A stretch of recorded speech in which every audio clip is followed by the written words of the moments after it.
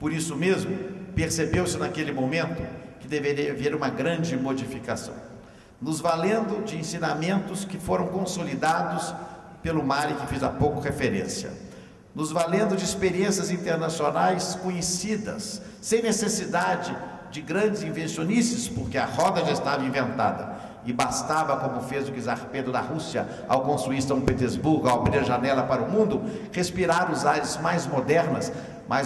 para identificar aonde nós teríamos necessidades mais veementes, para então conseguirmos reformar e ao mesmo tempo dar estima, confiança e trazer desenvolvimento. Naquele momento, portanto, em 2003, concebeu-se um programa de medidas que levou o nome, que ficou muito conhecido em todo o Brasil, de choque de gestão. Por essa expressão, fomos muito combatidos naquela época, especialmente algumas lideranças que, por razões ideológicas, têm o seu direito, é natural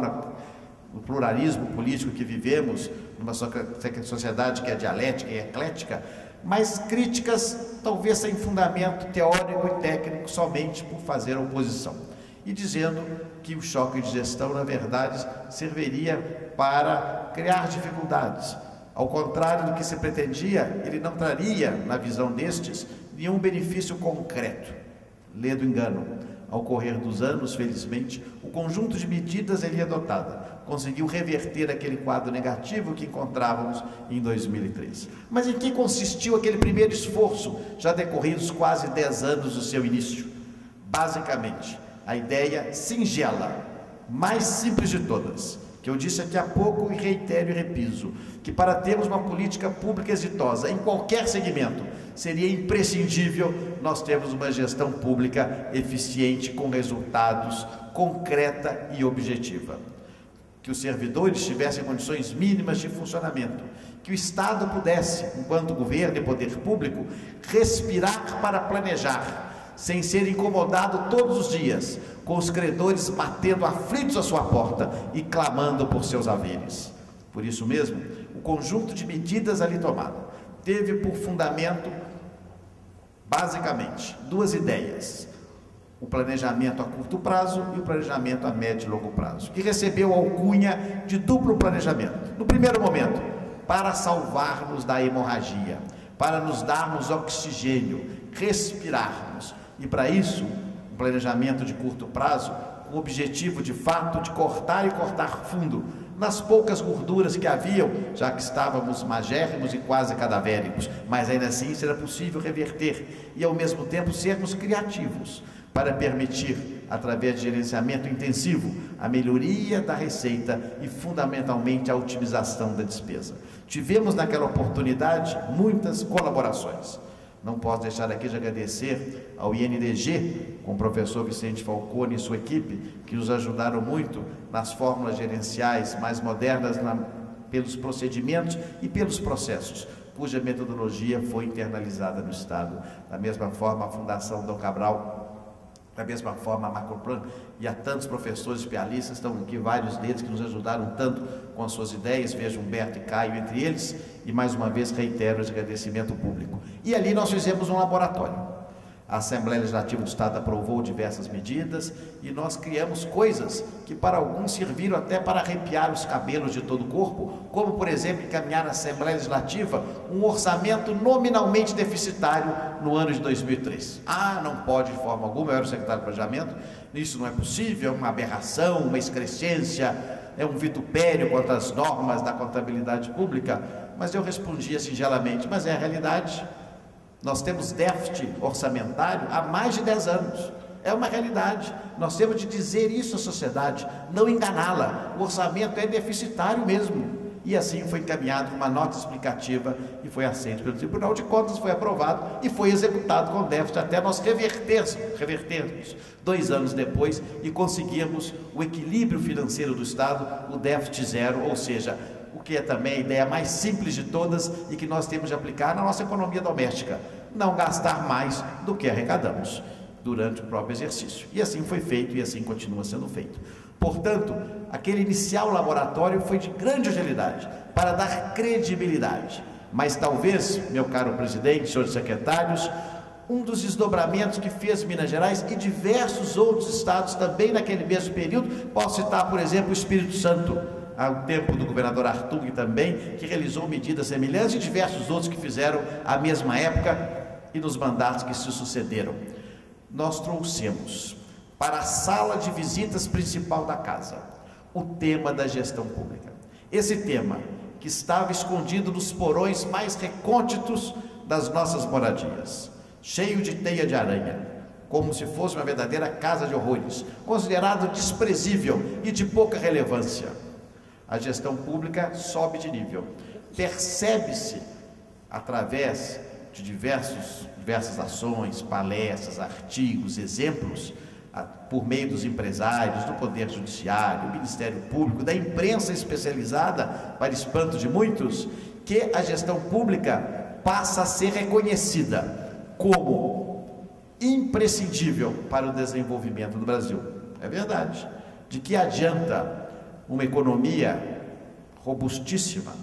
e sempre torcemos para assim ocorra, com grande produção de grãos, com produção industrial, se não temos serviços públicos aptos a sustentar o desenvolvimento, se não temos ferrovias a escoar a produção, se não temos portos para permitir as exportações e facilitar a importação, se os serviços públicos de saúde, educação, de segurança são frágeis e deixam a empregabilidade no Brasil igualmente fragilizada e não preparam o nosso capital humano,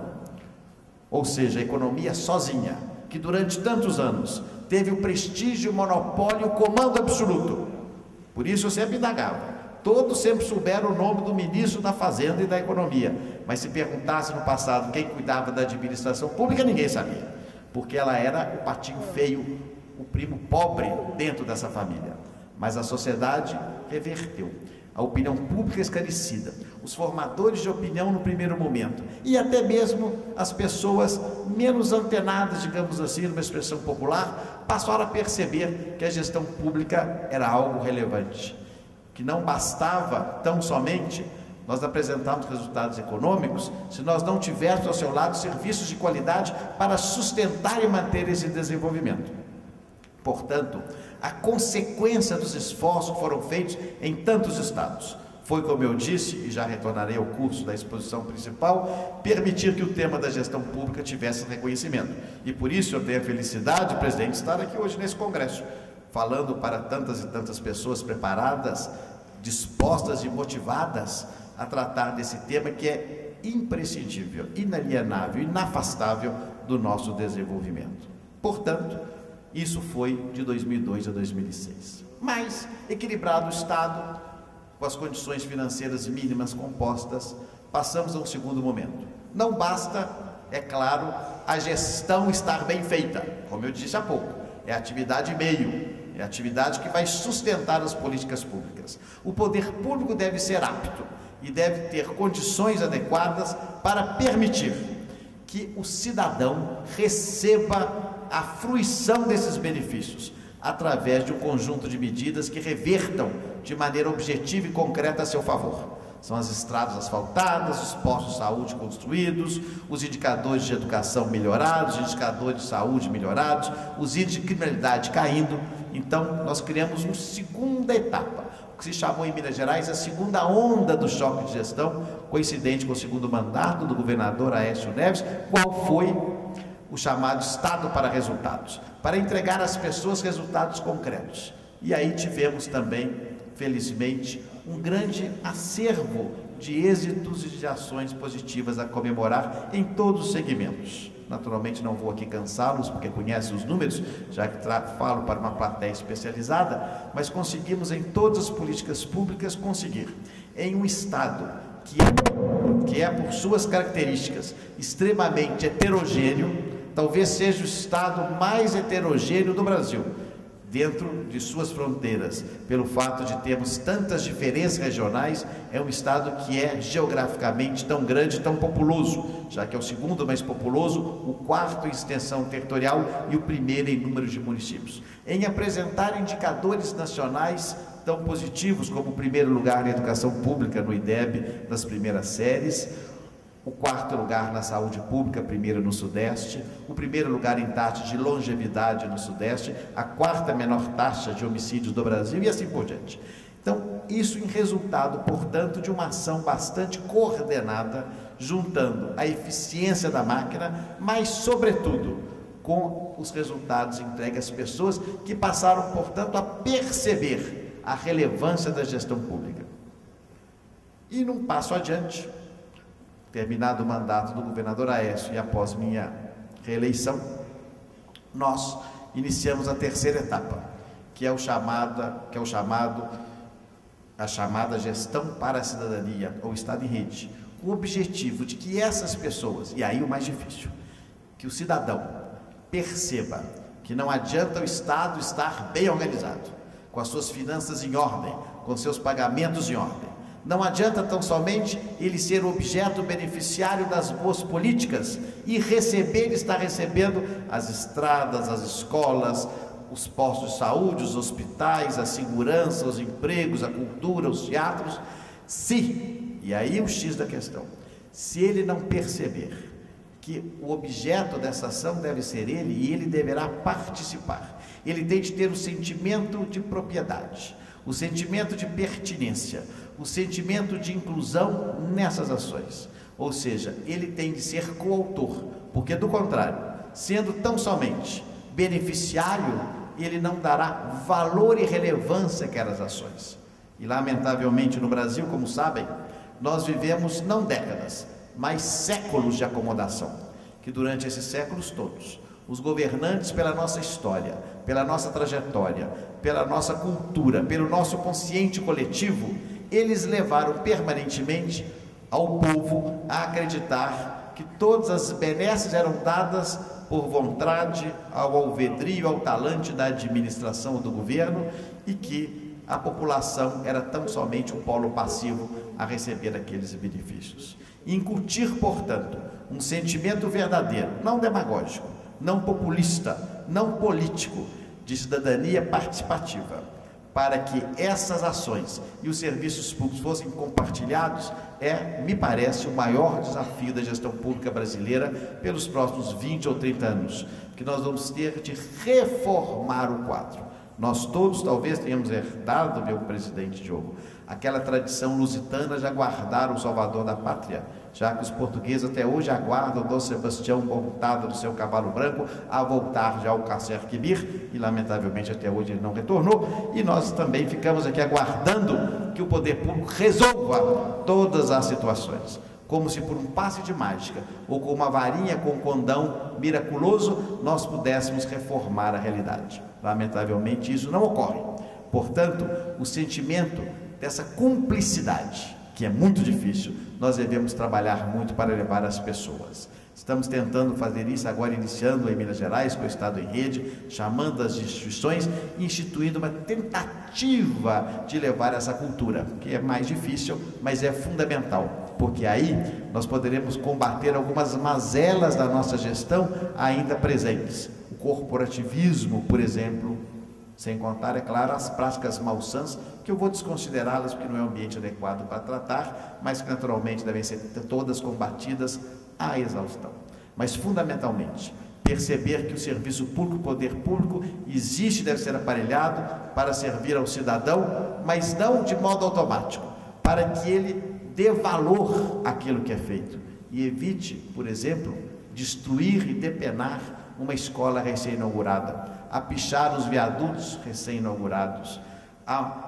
fazer trotes constantes pelo telefone de socorro imediato da polícia ou do corpo de bombeiros, que são práticas terríveis, causadas por desvios comportamentais da sociedade como um todo, das pessoas que não acreditam que o Estado, não digo o governo, mas o Estado não são elas, e são. Então, é essa dificuldade que se coloca agora para uma gestão pública que tem que ser empreendedora. Eu acho que nós já chegamos no Brasil num patamar que nos falta, é exatamente atingir essa maturidade civilizatória, alcançada em muitas nações em desenvolvimento, e que, é claro, dependem de educação, de exemplos, de austeridade e, ao mesmo tempo, de diversas práticas que as pessoas aos poucos vão consolidando. Instrumentos existem às mãos cheias. Nós tivemos, durante os últimos anos, uma experiência tão exitosa lançada pelo MARI, capitaneada pela então secretária Ângela Santana, que está aqui, das organizações sociais e da participação do terceiro setor, como um papel fundamental na coexecução das políticas públicas, que hoje nós sabemos, felizmente, cada vez mais, que o governo sozinho não pode tudo, ao contrário, pode quase nada. Se não for a participação ativa dessas instituições, nós não só não teremos legitimidade, mas teremos muita dificuldade em alcançar os bons objetivos das políticas públicas. Na área de saúde, por exemplo, o deputado Pestana foi secretário de saúde durante 2 mandatos, sabe muito bem, se não houver a participação efetiva dessas organizações, dificilmente nós alcançaremos os resultados almejados. Da mesma forma, ainda que combatendo o corporativismo, a qualificação de servidores públicos, e aqui eu saúdo a professora Regina Pacheco, durante aquela época presidia, a professora Evelyn, a Escola de Administração Pública, a ENAP, que foi o embrião de tantos